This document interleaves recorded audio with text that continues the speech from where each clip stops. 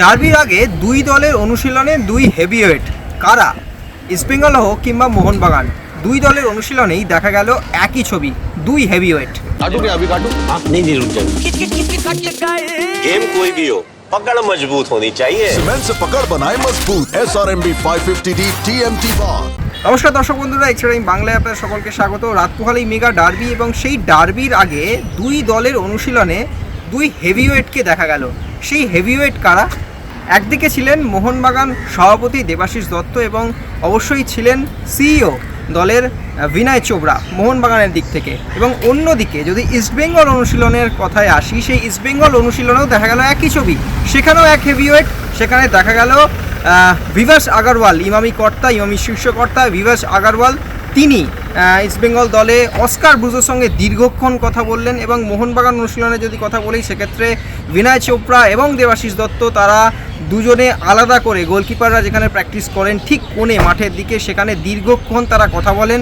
এবং কার্যত বলা চলে এই ডার্বি যে কতটা গুরুত্বপূর্ণ সেটা তো আর বলার অপেক্ষা রাখে না। সেক্ষেত্রে দুই হেভিওয়েটকে কিন্তু দেখা গেল প্র্যাকটিসে অন্ততপক্ষে নিজের চোখে দল কীরকম রয়েছে, দলের কোথায় সমস্যা রয়েছে, কি প্রবলেম, সমস্ত কিছু নিজের চোখে খুঁটিনাটি দেখতে কিন্তু এদিন সাংবাদিক সম্মেলনেও ছিলেন বিনয় চোপড়া, দলের সিইও, যাকে সাধারণত আমরা দেখতে পারি না সাংবাদিক সম্মেলনে, তিনিও ছিলেন। এবং ভিভাস আগরওয়াল, তিনিও আজকে প্র্যাকটিসে চলে এসেছেন, অস্কার ব্রুজের সঙ্গে অনেকক্ষণ কথা বললেন। সেই বিশেষ কিছু মুহূর্ত আপনাদের জন্য রইল দুই দলের অনুশীলন থেকে।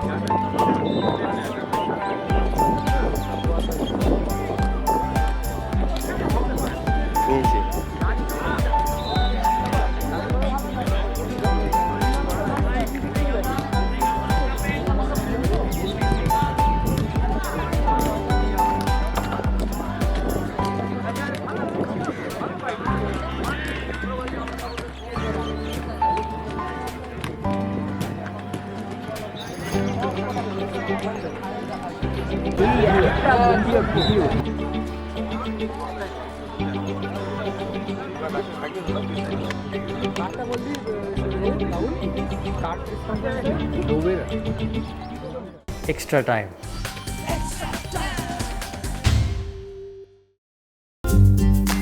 লেটেস্ট নিউজ আর এক্সক্লুসিভ ভিডিওর সঙ্গে আপডেট থাকতে এখনই সাবস্ক্রাইব করুন আমাদের ইউটিউব চ্যানেল। বেল আইকনে ক্লিক করতে ভুলবেন না যেন।